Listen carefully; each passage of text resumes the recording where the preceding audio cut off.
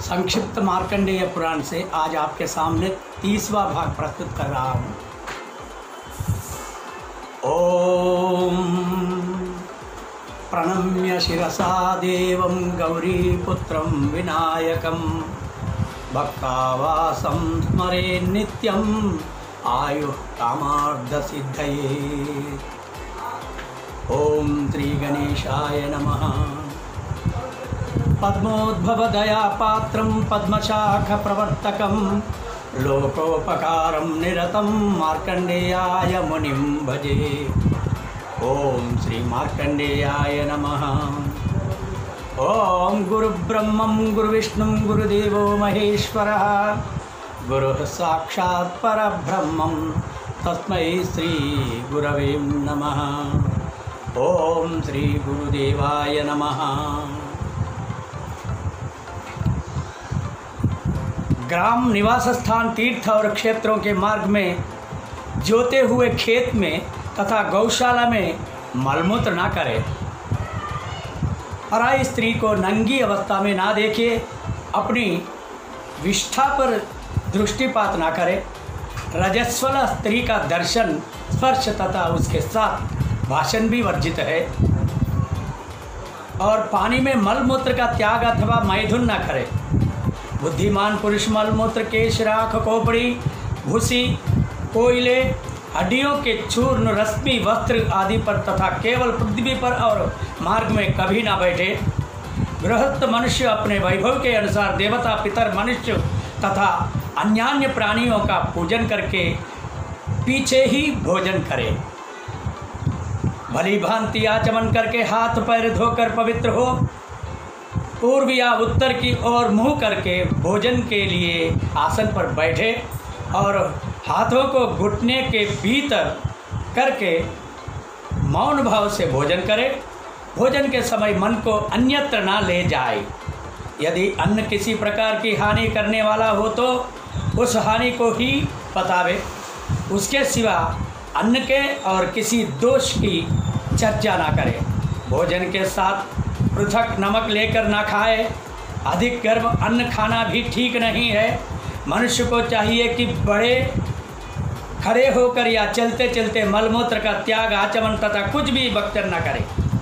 झूठे मुंह वार्तालाप ना करे तथा उस अवस्था में स्वाध्याय भी वर्जित है। झूठे हाथों से गौ, ब्राह्मण, अग्नि तथा आपके मस्तक का भी स्पर्श न करे। झूठी अवस्था में सूर्य, चंद्रमा और तारों की ओर जानबूझकर ना देखे। दूसरे के आसन, शैया और बर्तन की स्पर्श भी नहीं करे। गुरुजनों के आने पर उन्हें बैठने को आसन दे। उठकर प्रणाम पूर्वक उनका स्वागत सत्कार करे। उनके अनुकूल बातचीत करे। जाते समय उनके पीछे पीछे जाए। कोई प्रतिकूल बात ना करे। एक वस्त्र धारण करके भोजन तथा देव पूजन ना करे। बुद्धिमान पुरुष ब्राह्मणों से बोझ ना ढालिए और आग में मूत्र त्याग ना करे। नग्न होकर कभी स्नान अथवा स्नान न करे। शयन भी न करे। दोनों हाथों से सिर ना खुजलाए। बिना कारण बारंबार सिर के ऊपर से स्नान ना करे। सिर से स्नान कर लेने पर किसी भी अंग में तेल ना लगाए। सब अनाध्यायों के दिन स्वाध्याय बंद रखे। ब्राह्मण अग्नि, गौ तथा सूर्य के ओर मुँह करके पेशाब ना करे। दिन के उत्तर की ओर और रात्रि के दक्षिण की ओर मुँह करके मलमूत्र का त्याग करे। जहाँ ऐसा करने में कोई बाधा हो वहाँ इच्छानुसार करे। गुरु के दुष्कर्म की चर्चा ना करे। यदि वे क्षुद्र हो तो उन्हें विनयपूर्वक प्रसन्न करे। और दूसरे लोग भी यदि उसकी निंदा और गुरु की निंदा करते हो तो उसे ना सुने। ब्राह्मण, राजा, दुख से आतुर मनुष्य, विद्या वृद्ध पुरुष, गर्भिणी स्त्री, भोज से व्याकुल मनुष्य, गूंगा, अंधा, बहरा, मत्त उन्मत्त व्यभिचारिणी स्त्री, शत्रु, बालक और पतित ये यदि सामने से आते हो तो स्वयं किनारे हटकर उनको जाने के लिए मार्ग देना चाहिए। विद्वान पुरुष देवालय, क्षेत्र वृक्ष, चौराहा, विद्या और वृद्ध पुरुष, गुरु और देवता, इनको दाहिने करके चले। दूसरों के धारण किए हुए जूते और वस्त्र स्वयं ना पहने। दूसरों के उपयोग में आए हुए यज्ञोपवीत आभूषण और कमंडलों का भी त्याग करें। चतुर्दशी, अष्टमी, पौर्णिमा तथा पर्व के दिन तैलाम्भज्ञ एवं स्त्री सावास ना करें। बुद्धिमान मनुष्य का भी पैर और जंगा फैलाकर ना खड़े, पैरों को ना हिलाए तथा पैरों को पैर से ना दबाए, किसी को छुभती बात ना करे और निंदा और चुगली छोड़ दे और दंभ, अभिमान और तीखा व्यवहार कदापि ना करे। मूर्ख, उन्मत्त, व्यसनिक, कुरूप, मायावी, हीनांग तथा अधिकांग मनुष्यों को खिल्ली ना उड़ाए। पुत्र और शिष्य को शिक्षा देने के लिए आवश्यकता होने पर उन्हीं को दंड दे, दूसरे को नहीं। आसन को पैर से खींच कर ना बैठे।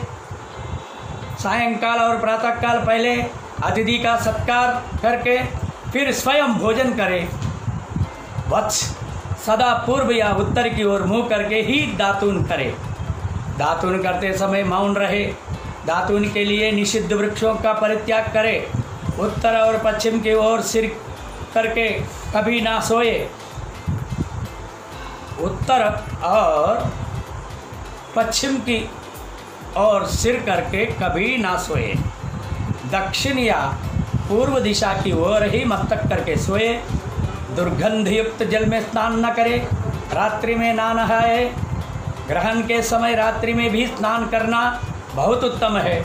इसके सिवा अन्य समय में दिन में ही स्नान करना विधान है।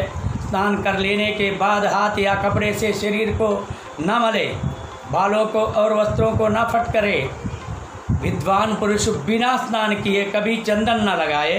लाल रंग बिरंगे और काले रंग के कपड़े ना पहने जिसमें बाल, थूक या कीड़े पड़ गए हो, जिस पर कुत्तों की दृष्टि पड़ी हो, जिसको किसी ने चाट लिया हो अथवा जो सार भाग निकाल लेने के कारण दूषित हो गया हो, उसे अन्न को न खाए। बहुत देर के बने हुए और बासी भात को त्याग दे। पीठी, साग, ईर्क के रस और दूध की बनी हुई वस्तुएं भी यदि बहुत दिनों की हो तो उन्हें ना खाए। सूर्य के उदय और अस्त के समय शयन न करे। बिना नहाए, बिना बैठे, अन्य मनस्क होकर शैया पर बैठकर या सोकर केवल पृथ्वी पर बैठकर बोलते हुए एक कपड़ा पहनकर तथा भोजन की ओर देखने वाले पुरुषों को ना देखकर मनुष्य कदापि भोजन ना करे। सवेरे शाम दोनों समय भोजन की यही विधि है। विद्वान पुरुषों के कभी पराई स्त्री के साथ समागम नहीं करना चाहिए। परस्त्री संगम मनुष्यों के इष्ट पूर्त और आयु का नाश करने वाला है।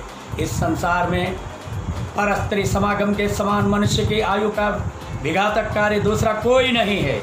देव पूजा और अग्निहोत्र, गुरुजनों का प्रणाम तथा भोजन भली भांति आचमन करके करना चाहिए। स्वच्छ, फेन रहित, दुर्गंध शून्य और पवित्र जल लेकर पर्व या उत्तर की ओर मुँह करके आचमन करना चाहिए।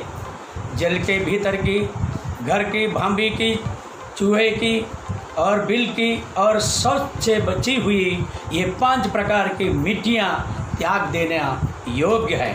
हाथ पैर धोकर एकाग्र चित्त से मार्जन करके घुटनों को समेट कर 2 बार मुंह के दोनों किनारों को पीछे, फिर संपूर्ण इंद्रियों और मस्तक का स्पर्श करके जल से भली भांति 3 बार आचमन करे। इस प्रकार पवित्र होकर समाहित चित्त से सदा देवताओं को और पितरों और ऋषियों की क्रिया करनी चाहिए। थूकने, खांखारने और कपड़ा पहनने पर बुद्धिमान पुरुष आचमन करे। छींकने, छाटने, वमन करने, थूकने आदि के पश्चात आचमन, गाय के पीठ का स्पर्श, सूर्य का दर्शन करना तथा दाहिने कान को छू लेना चाहिए। इनमें पहले की अभाव में दूसरा उपाय करना चाहिए। अपना चैनल को लाइक करो, शेयर करो, सब्सक्राइब करो।